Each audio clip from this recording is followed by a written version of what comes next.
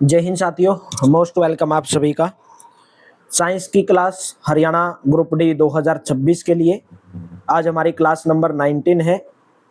15 number की आपकी science पूछी जाती है हरियाणा ग्रुप डी में, और मैं दावे के साथ बोलता हूं जो हमारी इस सीरीज को कंटिन्यू ज्वाइन करेगा, आज 19वां दिन है, यानी कि लगभग आपको 20 दिन और हमारी ये सीरीज चलेगी। कंप्लीट साइंस का आपका सिलेबस हो जाएगा और उसके बाद में मैं पीवाईक्यू कराऊंगा ये सीरीज, और 10 से 15 दिन पीवाईक्यू। बस आपको इतनी ही क्लास साइंस की करनी है, आपकी बेहतरीन तैयारी होगी, जबरदस्त तैयारी होगी। मैं वादा करता हूं, आपसे गारंटी लेता हूं मेरे दोस्तों, ठीक है। तो हरियाणा जीके डेली सुबह 7 बजे आपको क्लास देखने को मिलती है। जीके जीएस की सुबह 11 बजे, साइंस की दोपहर को 2 बजे और मैथ की डेली रात को 9 बजे। अगर आप हरियाणा ग्रुप डी के लिए कंप्लीट पीडीएफ प्राप्त करना चाहते हैं तो इस नंबर के ऊपर व्हाट्सएप कर लेना 8813058810। ऑल सब्जेक्ट पीडीएफ 230 रुपीज जो है इसका प्राइस रहेगा, 230 rupees with Haryana current affairs. तो चलिए सेशन की शुरुआत करेंगे। कल मैंने आपको क्वेश्चन होमवर्क के रूप में भी दिया था कि आजकल माचिस की तिल्ली के सिर में आमतौर पर क्या होता है, यानी कि आप माचिस तो आपने देखी होगी, और इसके आगे जो पूछा गया कि ये क्या होता है, तो ये एंटीमनी ट्राइसल्फाइड और पोटेशियम क्लोराइड, आपको इमेज भी दिख रही होगी। एंटीमनी ट्राइसल्फाइड जो एक चूर्ण टाइप होता है, पोटेशियम क्लोरेट होता है। तो राइट ऑप्शन सी, यानी कि सी ऑप्शन करेक्ट रहेगा, बोथ 1 एंड 2। देखिए माचिस का जो इतिहास है बहुत साल पुराना है। मिस्र देश के अंदर, ठीक है, मिस्र देश में गंधक के अंदर जो चीड़ की लकड़ी रहती है, चीड़ की लकड़ी को गंधक के अंदर डुबो करके उसका उपयोग पहले माचिस के रूप में किया जाता था। लेकिन धीरे धीरे विकास हुआ और एंटीमनी ट्राइसल्फाइड और पोटेशियम क्लोराइड, जिसको आप श्वेत फोस्फोरस भी इसके अंदर पाया जाता है, श्वेत फोस्फोरस, ठीक है, व्हाइट फोस्फोरस, और कुछ गोंद और स्टार्च के साथ में मिला करके, गम और स्टार्च के साथ में मिला करके एक उचित लकड़ी जो माचिस की तिल्ली के लिए बेस्ट होती है, उससे माचिस की तिल्ली बनाई जाती है। और इसके ऊपर लगाया क्या जाता है, एंटीमनी ट्राइसल्फाइड, पोटेशियम क्लोरेट और व्हाइट फोस्फोरस। और जब आप किसी खुरदरी जगह के ऊपर इसको फ्रिक्शन करते हो तो व्हाइट फोस्फोरस से जल उठता है, तभी आपकी जो तिल्ली है वो जलती है। तो right option C option correct रहेगा, एंटीमनी ट्राइसल्फाइड, पोटेशियम क्लोरेट और व्हाइट फोस्फोरस। नेक्स्ट भाई, गारंटी के साथ 100% आपका एक भी क्वेश्चन इधर उधर नहीं जाएगा साइंस में। क्या कारण है कि कागज के बने कप में कागज के बिना जले पानी उबाला जा सकता है? Why can water be boiled in a paper cup without the paper getting burn? देखिए आपने देखा होगा, ये पेपर कप रखा है, बोला कि इसके अंदर आप बिना पेपर को जलाए, पेपर नहीं जलेगा, जो गिलास का जो कागज है वो नहीं जलेगा, लेकिन जो पानी है वो गर्म हो जाएगा। तो कागज के कप में पानी उबालने पर कप नहीं जलता, क्योंकि पानी में जो कन्वेक्शन है उसके द्वारा उष्मा का संचरण होता है, हीट का संचरण होता है। पानी गर्म होकर ऊपर की ओर जाता है और ठंडा पानी नीचे आ जाता है, जिसमें उष्मा हीट बनी रहती है और कप जो है वो जलता नहीं है। तो राइट ऑप्शन कौन सा बन जाएगा, कन्वेक्शन के कारण, यानी कि संवहन के कारण। बी ऑप्शन यहाँ पे आपका करेक्ट रहेगा, ठीक है। यानी कि कागज के कप को जो हीट दी जा रही है, कागज के कप को जो हीट दी जा रही है, कन्वेक्शन के द्वारा वो किसके अंदर चली जाती है, जल के अंदर चली जाती है वो हीट, ठीक है। और जल की उपस्थिति में जो टेम्परेचर है वो कागज के टेम्परेचर, यानी कि कागज के जलने का जो टेम्परेचर है उस तक नहीं पहुंच पाता है, इसलिए वो कप जो है वो जलता नहीं है। जैसे ये पेपर कप है, इसके अंदर वाटर है, तो अंदर क्या होता है, कन्वेक्शन करंट होता है, यानी कि हीट का कन्वेक्शन होता है, संवहन होता है। बी ऑप्शन करेक्ट रहेगा। नेक्स्ट, ज्वलनशील पदार्थ बड़ी शीघ्रता से आग पकड़ते हैं, ऐसा इसलिए क्योंकि ज्वलनशील पदार्थों के गुण क्या होते हैं? जो ज्वलनशील पदार्थ हैं, जो फ्लेमेबल सब्सटेंसेस हैं, catch fire very quickly because they have low ignition temperature. उनका जो ज्वलन तापमान है वो कम होता है, ठीक है। कम ज्वलन तापमान यानी कि थोड़े टेम्परेचर पर ही आग पकड़ लेते हैं, उनका लो इग्निशन टेम्परेचर होता है। अधिक ऊर्जा प्रदान करते हैं, हाई ऊष्मीय मान होता है, ठीक है। जो इनकी हीट वैल्यू होती है वो ज़्यादा होती है, इसलिए वो ज़्यादा एनर्जी प्रोड्यूस करते हैं। उच्च दहन ऊष्मा, फ्लेमेबल हीट, जलने पर अधिक हीट निकलती है, इसलिए ज्वलनशील पदार्थ बहुत जल्दी आग पकड़ लेते हैं और तेजी से जलते हैं। तो राइट ऑप्शन भाई, उनका जो ज्वलन तापमान है कम होता है, उसमें मान ज्यादा होता है, ऊर्जा ज्यादा प्रोड्यूस होती है, दहन ऊष्मा ज्यादा होती है, जलने पर अधिक हीट निकलती है, इसलिए ज्वलनशील पदार्थ बहुत जल्दी आग पकड़ लेते हैं और तेजी से जलते हैं। जैसे आपने कभी देखा होगा, जिस भोजन से जो भोजन पकाते हो आप और जिस तेल का प्रयोग करते हो, वो क्या आग पकड़ते, आपने कभी उसको देखा होगा। बर्तन में आपने देखा होगा, कई बार आप घर के ऊपर छोंक लगाते हैं जीरा वगैरह वगैरह घी डाल के, तो वो क्या कर लेता है, आग पकड़ लेता है। ठीक है, जिस बर्तन के अंदर आप भोजन को तल रहे हो तेल के अंदर, तो लंबे समय तक वो जो बर्तन है वो लंबे समय तक जलते हुए स्टोव के ऊपर आप उसको रखते हो, लेकिन कमरे का जो टेम्परेचर है, वो मिट्टी का जो तेल आप यूज कर रहे हो स्टोव के अंदर और जो लकड़ी है, वो अपने आप आग नहीं पकड़ते हैं कमरे के टेम्परेचर के ऊपर। ठीक है, रूम टेम्परेचर के ऊपर यदि मिट्टी के तेल को थोड़ा गर्म कर दें तो यह आग पकड़ लेता है, क्योंकि इसका जो ज्वलन ताप है, इग्निशन टेम्परेचर है, वो लकड़ी के इग्निशन टेम्परेचर से कम होता है। ठीक है, इसका अर्थ यही हुआ कि मिट्टी के तेल के रखने में हमें विशेष सावधानी बरतनी चाहिए अगर आपको घर में मिट्टी का तेल है। ठीक है, तो इसका जो ज्वलन तापमान है वो कम होता है। नेक्स्ट बताइए, निम्नलिखित में से कौन सा ज्वलनशील पदार्थ का स्वादरान नहीं है? Which of the following is not an odorant of a flammable substance? Flammable, देखिए ज्वलनशील पदार्थ किसको बोलते हैं, फ्लेमेबल सबस्टांस किसको बोलते हैं? भाई ऐसे सबस्टांस जो अगर आप ज्वाला जलाओगे, आग जलाओगे तो क्या कर लेंगे, आसानी से आग पकड़ लेते हैं। जिन पदार्थों का, जिन सबस्टांस का इग्निशन टेम्परेचर, ज्वलन ताप कम होता है और आग जलाने के साथ वो आसानी से आग पकड़ लेते हैं, वही फ्लेमेबल सबस्टांस कहलाते हैं।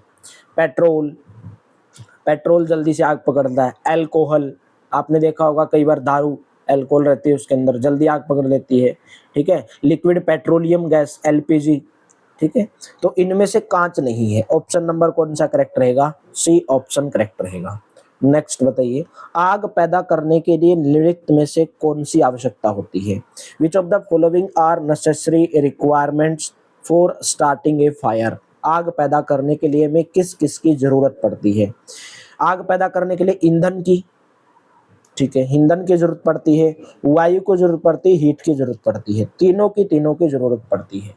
वायु यानी कि ऑक्सीजन, एयर के अंदर क्या होती है, ऑक्सीजन होती है। हीट की जरूरत पड़ती है, ईंधन का जो टेम्परेचर है, ईंधन का जो टेम्परेचर है, यानी कि जिस भी चीज को आप जला रहे हो तो उससे ज्यादा टेम्परेचर की जरूरत पड़ेगी उसको जलाने के लिए, तो इसलिए हमें हीट की जरूरत पड़ती है।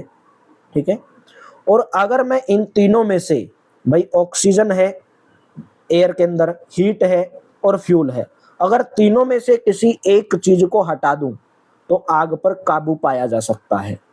ठीक है, आग के ऊपर काबू पाया जा सकता है। जैसे मैंने आपको एग्जांपल दिया था, अगर कोई आदमी को आग पकड़ ले तो उसके ऊपर कंबल डाला जाता है। क्यों डाला जाता है? एयर के अंदर ऑक्सीजन होती है, ऑक्सीजन से उसका जो कनेक्शन है वो टूट जाता है। ऑक्सीजन से कनेक्शन टूटने के कारण उसको ऑक्सीजन नहीं मिल पाती आग को, तो आग वहीं पे क्या हो जाती है, रुक जाती है। ठीक है, तो ईंधन, वायु और ऊष्मा, ऑप्शन नंबर ए करेक्ट रहेगा। आप यहाँ पे देख रहे हो कि आग लगने के लिए तीन चीजें आवश्यक होती हैं, ईंधन, वायु, ऊष्मा, यानी कि fuel, air and heat. Next same question पूछे गए डायरेक्ट, आग किस प्रक्रिया के द्वारा बुझ सकता है? भाई आग आप कैसे बुझा सकते हैं?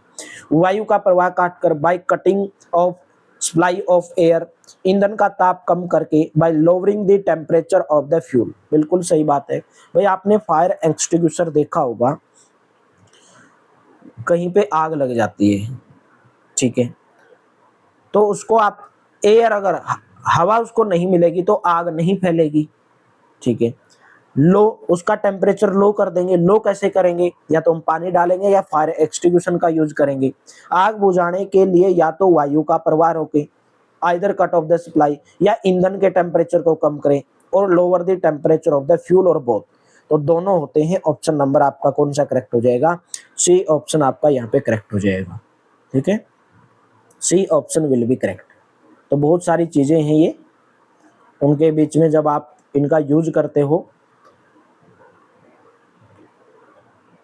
और जब आप, ये भी पूछा जाता है कि जब विद्युत यानी कि इलेक्ट्रिक चीज की वजह से आग लगी हो, इलेक्ट्रिक चीज की वजह से आग लगी हो तो कौन से फायर एक्सटिंग्विशन का यूज करोगे? Carbon dioxide, CO2। आग, इलेक्ट्रिक आग को बुझाने के लिए CO2 का प्रयोग किया जाता है। क्यों किया जाता है? ठीक है, जैसे ऑक्सीजन से भारी है CO, यानी कि कार्बन मोनोऑक्साइड जो है वो ऑक्सीजन से भारी है और आग को क्या करती है? कंबल की तरह लपेट लेती है। ठीक है, और इसे क्या होता है? फ्यूल और ऑक्सीजन के बीच में संपर्क टूट जाता है और आग पर काबू हो जाता है। ठीक है, तो विद्युत उपकरणों के लिए अगर आग लग जाती है उनके अंदर हम, तो कौन से फायर एक्सटिंग्विशन का प्रयोग करते हैं? CO2 का हम यूज करते हैं। नेक्स्ट बताइए। पहला दिया गया है अभिकथन ए यानी कि असर्शन ए और दूसरा दिया गया रीजन आर। तो आपको बताना है कि इनमें से क्या सही है और इसके अंदर क्या गलत है।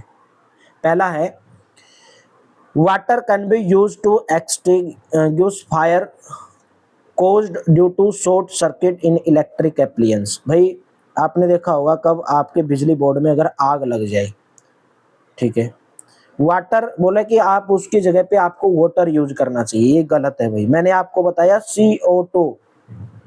अगर किसी भी इलेक्ट्रिक इंस्ट्रूमेंट के अंदर आग लग जाती है तो जल जो क्या होता है, वाटर क्या होता है?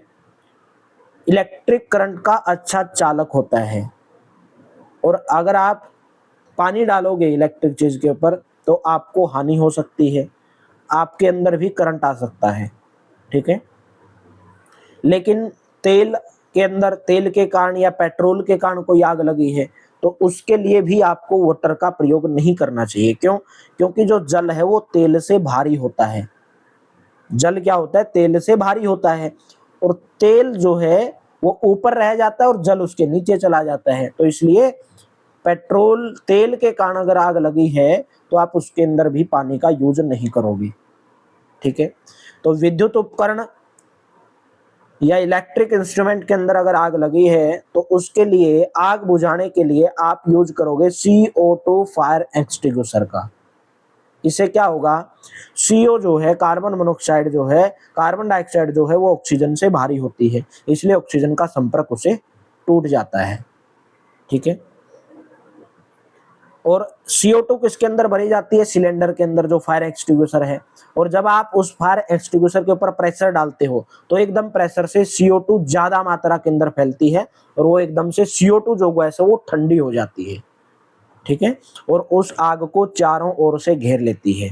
तो water reduces the ignition temperature of burning material, ये तो सही है भाई। वाटर जो है, अगर कोई चीज जल रही है, भाई मैंने आपको बताया, अगर आप उसमें से क्या हटा दोगे? वायु, एयर को हटा दोगे, ऑक्सीजन को हटा दोगे, ठीक है, फ्यूल को हटा दोगे, अगर किसी चीज, एक चीज को हटा दोगे तो आग अपने आप बुझ जाएगी। ठीक है, या उस आग के टेम्परेचर को कम करोगे। कैसे कम करोगे? पानी डालकर। ठीक है, तो राइट ऑप्शन भाई ए गलत है लेकिन आर सही है, तो ऑप्शन नंबर सी करेक्ट हो जाएगा। नेक्स्ट बताइए, विद्युत आग को बुझाने के लिए सबसे उपयुक्त तरीका कौन सा है? भाई इलेक्ट्रिक उपकरण के अंदर कोई आग लग गई तो उससे बुझाने का सबसे, CO2 अग्निशामक यानी कि CO2 fire extinguisher. Option number आपका कौन सा करेक्ट रहेगा? ए ऑप्शन करेक्ट रहेगा। मैंने आपको डिटेल में भी बता दिया, तेल पेट्रोल में जल का उपयोग नहीं करना चाहिए जब तेल पेट्रोल के कारण आग लगी है, क्योंकि जल भारी होता है, जल नीचे जाकर बैठ जाता है और पेट्रोल ऊपर रहेगा तो फिर भी आग जो है बुझेगी नहीं। लेकिन ऑक्सीजन से भारी होने के कारण CO आग को क्या करती है? कंबल के रूप में ढक लेती है, लपेट लेती है, जिससे फ्यूल और ऑक्सीजन के बीच में संपर्क टूट जाता है और आग जो है विद्युत उपकरण की हम बुझा सकते हैं। तो विद्युत आग को बुझाने के लिए CO2 अग्निशामक सबसे सुरक्षित है, उपयुक्त होता है, क्योंकि यह बिजली का संचालन नहीं करता और आग को जलती क्या करता है? नियंत्रित करता है। ठीक है, और सिलेंडरों के अंदर वही ये भरी जाती है। और CO यानी कि कार्बन मोनोऑक्साइड सिलेंडरों के भरने के लिए कहां से हमें प्राप्त होती है? एक होता है बेकिंग सोडा, बेकिंग सोडे का नाम है sodium bicarbonate, Na2CO3, sodium bicarbonate, Na2CO3 यानी कि सोडियम बाइकार्बोनेट, जिसको आप बेकिंग सोडा भी बोलते हैं। एग्जाम के अंदर पूछा जाता है सोडियम बाइकार्बोनेट का दूसरा नाम क्या है, बेकिंग सोडा या पोटेशियम बाइकार्बोनेट। ठीक है, इन दोनों केमिकल के पाउडर का भारी मात्रा के अंदर छिड़काव है CO2, इन दोनों को मिला करके। ठीक है, तो right option A option correct रहेगा। नेक्स्ट बताइए, विद्युत धारा से लगी आग को बुझाने के लिए जल का प्रयोग नहीं किया जा सकता। क्यों नहीं किया जा सकता? क्योंकि इसे क्या हो सकता है, इलेक्ट्रोक्यूशन हो सकता है। It can be cause electrocution, option number A correct रहेगा। क्यों? अगर इलेक्ट्रिक चीज के अंदर आग लगी है तो जल क्या होता है, विद्युत का अच्छा चालक होता है, इलेक्ट्रिक करंट जो है उससे पास होता है। तो अगर आप पानी डालोगे इसके ऊपर तो आपके अंदर भी क्या आ जाएगा, करंट आ जाएगा। जहाँ यहाँ पे दिखाया गया है कि ये गलत तरीका है। ठीक है, तेल और पेट्रोल के अंदर भी आपको जल का प्रयोग नहीं करना चाहिए। जैसे मैंने आपको बताया, जल जो है वो भारी होता है, जल जो है विद्युत धारा का यानी कि इलेक्ट्रिक करंट का अच्छा सुचालक होता है।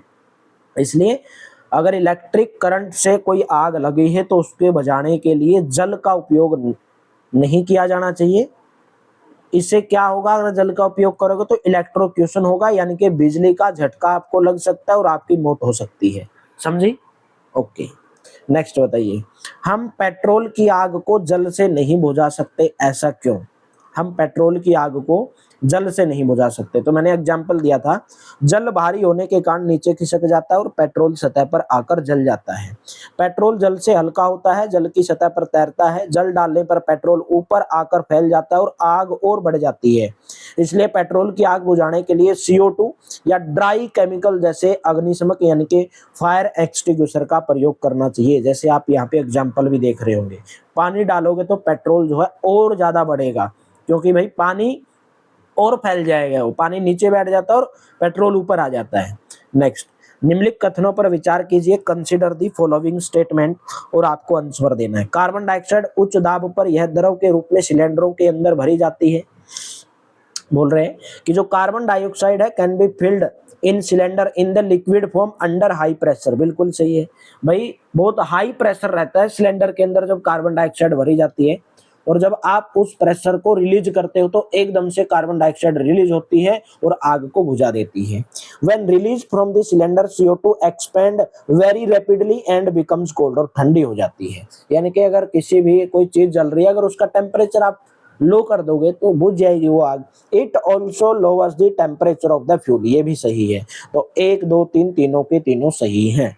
ये आप CO2 कार्बन डाइऑक्साइड के अंदर आप देख रहे होंगे, क्योंकि आग क्या करती है, फ्यूल जो है उसके टेम्परेचर को नीचे ले जाती है, क्योंकि वो ठंडा कर देती है उसको। नेक्स्ट, कार्बन डाइऑक्साइड प्राप्त किया जा सकता है, किससे प्राप्त किया जा सकता है?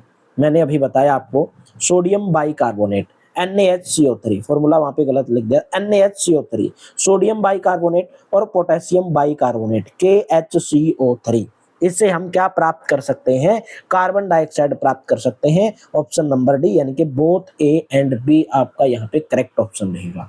सोडियम बाइकार्बोनेट आप जिसको बेकिंग सोडा भी बोलते हैं, या पोटेशियम बाइकार्बोनेट, इन केमिकल के पाउडर का उपयोग करके आप क्या यूज करते हैं, कार्बन डाइऑक्साइड बनाते हैं। नेक्स्ट, निम्नलिखित में से स्वतः दहन कौन सा नहीं है? दहन पूछा गया है कि इनमें से एग्जाम्पल ऑफ स्पॉन्टेनियस कंबशन, एकदम से जलने वाली चीज इनमें से कौन सी नहीं है? जंगल की आग, कोयले की खान में लगी आग, फॉस्फोरस और गैस स्टोव। ऑप्शन नंबर कौन सा करेक्ट रहेगा? डी ऑप्शन करेक्ट रहेगा। ठीक है, फॉस्फोरस ऐसे पदार्थ होते हैं जो रूम टेम्परेचर के ऊपर एयर के अंदर क्या होते हैं, जल उठते हैं।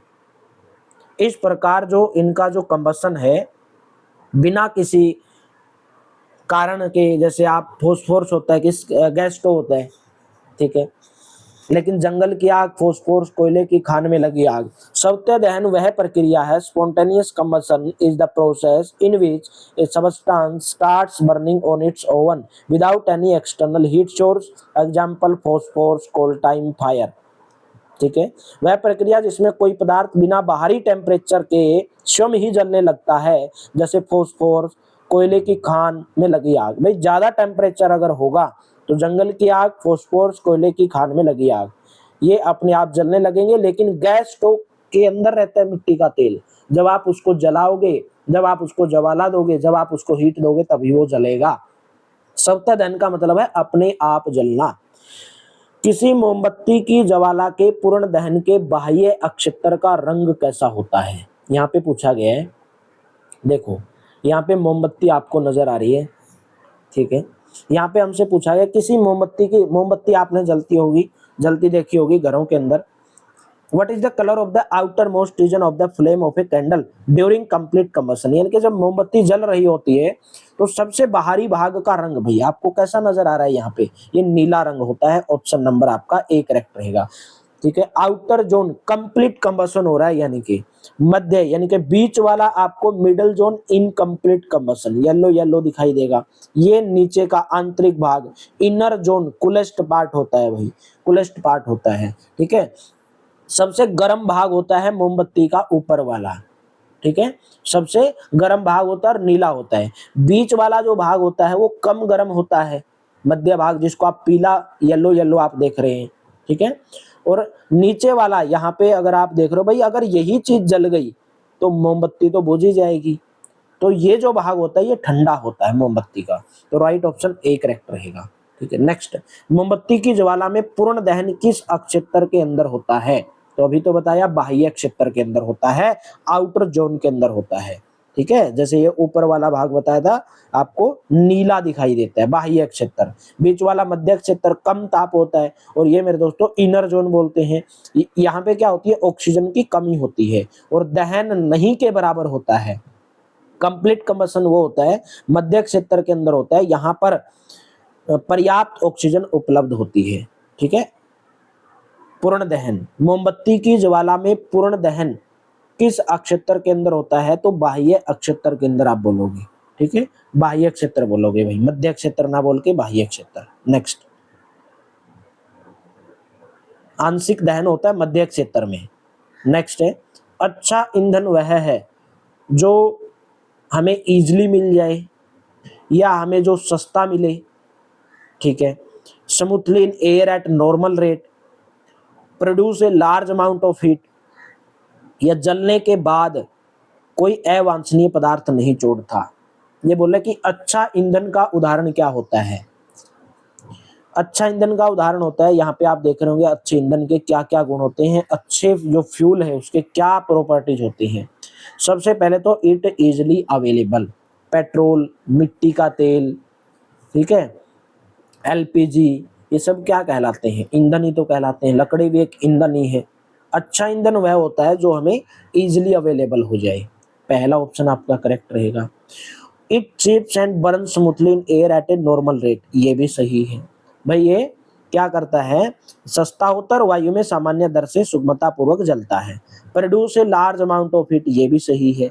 Does not leave any undesirable substance after burning, भाई आपने देखा होगा गैस पेट्रोल जब जलता है अपने, जब वो जलने के बाद में कोई भी अवांछनीय पदार्थ वो नहीं छोड़ता है अपने साथ में, ठीक है। तो सी ऑप्शन करेक्ट रहेगा, चारों के चारों इसके अंदर सही रहेगा। नेक्स्ट, ईंधन का ऊष्मीय मान निम्नलिखित में से किस इकाई के अंदर मापा जाता है या व्यक्त किया जाता है?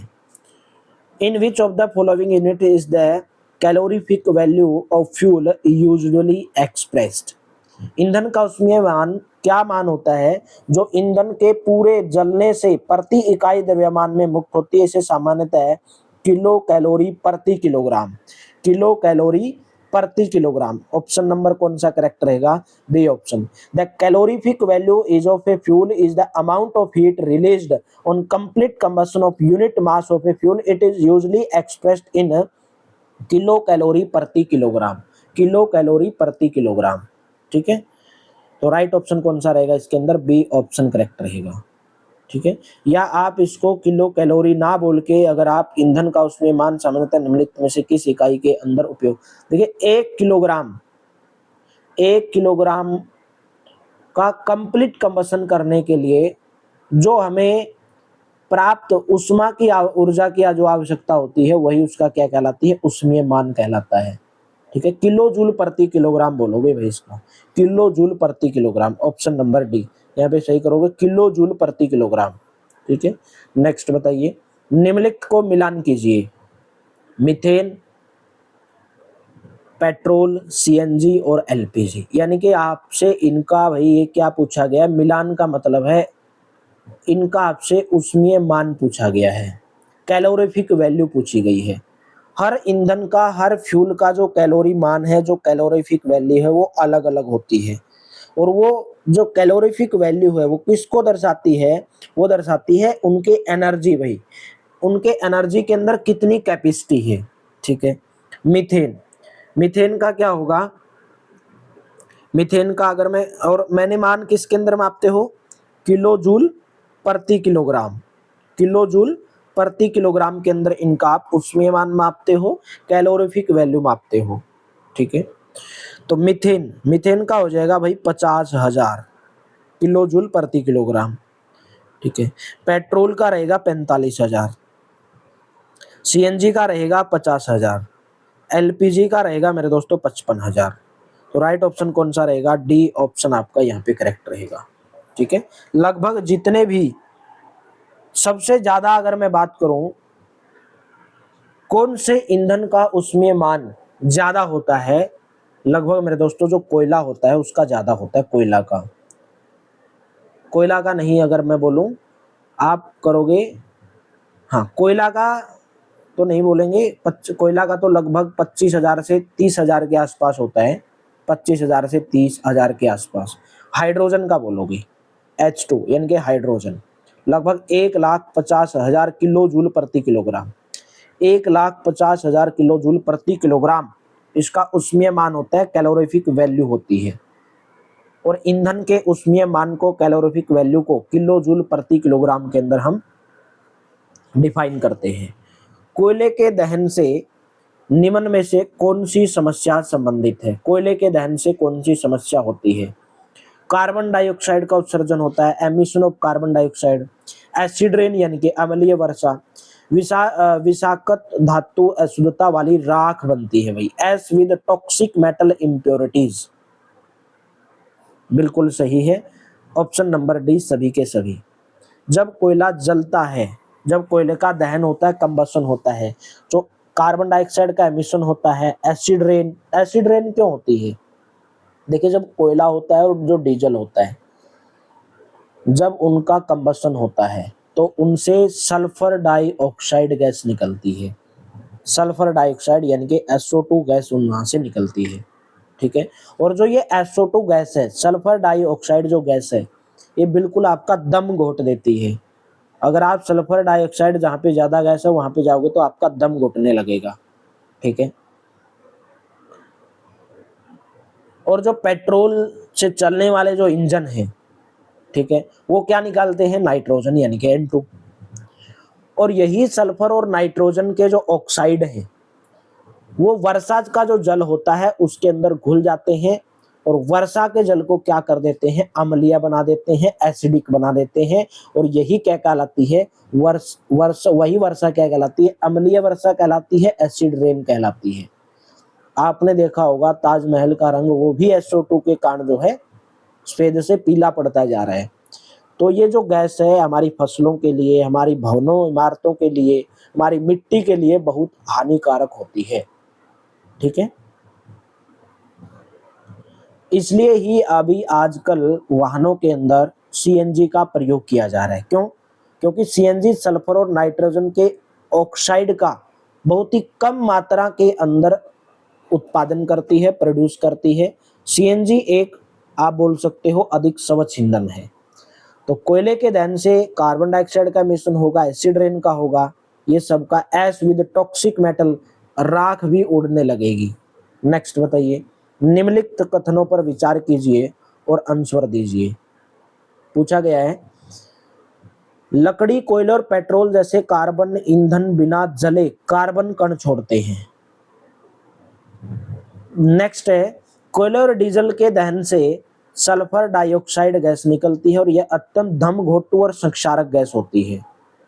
ठीक है, इसके अतिरिक्त पेट्रोल इंजन नाइट्रोजन के गैसीय ऑक्साइड छोड़ते हैं, अभी तो मैंने आपको बता ही दिया।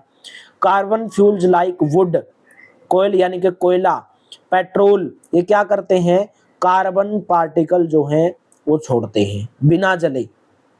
कोयले और डीजल के दहन से सल्फर डाइऑक्साइड गैस निकलती है, SO2 निकलती है, और पेट्रोल इंजन नाइट्रोजन के गैसीय ऑक्साइड छोड़ते हैं। तो इनमें से सभी यानी कि ऑप्शन नंबर आप डी लगाओगे, ए बी सी सभी के सभी डी ऑप्शन करेक्ट रहेगा। ठीक है, सभी के सभी कथन इसके अंदर क्या हो जाएंगे, सही हो जाएंगे। नेक्स्ट, वनोन्मूलन के परिणाम क्या है, डिफोरेस्टेशन इट्स इफेक्ट। भाई अगर आप, वनोन्मूलन का मतलब है अगर आप जंगलों की कटाई करोगे तो इसके क्या क्या परिणाम हो सकते हैं, ग्लोबल वार्मिंग, ठीक है, desertification, reduction in rainfall, which of the above statement is correct. इनमें से आपको बताना है कि कौन सी स्टेटमेंट इसके अंदर सही है, केवल 1 और 2, 2 और 3, इनमें से सभी या 1 और 3। इसका आंसर आपको होमवर्क के रूप में कमेंट बॉक्स के अंदर देना है। क्लास बेहतर लगी हो, अच्छी लगी हो तो सेशन को शेयर कर देना, लाइक कर देना, अपने दोस्तों के साथ में शेयर जरूर करना। और यहाँ से मेरे दोस्तों गारंटी दिलाता हूँ आपकी 100% आपका एग्जाम इसी सीरीज को पढ़ने से साइंस के अंदर 15/15 नंबर दिलाएगा। यही अगर मैं सीरीज आपसे पैसे में बोलता कि 99 रुपीज में आपको ये सीरीज करवाई जाएगी तो आप दौड़ दौड़ के आ जाते और विश्वास भी कर लेते। लेकिन जो अभी विश्वास करेगा वही साइंस के अंदर अच्छा स्कोर करेगा इस सीरीज को ज्वाइन करके। कंप्लीट पीडीएफ के लिए इस नंबर के ऊपर व्हाट्सएप करके 230 रुपीज में हरियाणा ग्रुप डी के लिए कंप्लीट पीडीएफ आप प्राप्त कर सकते हैं। Thank you, have a nice day.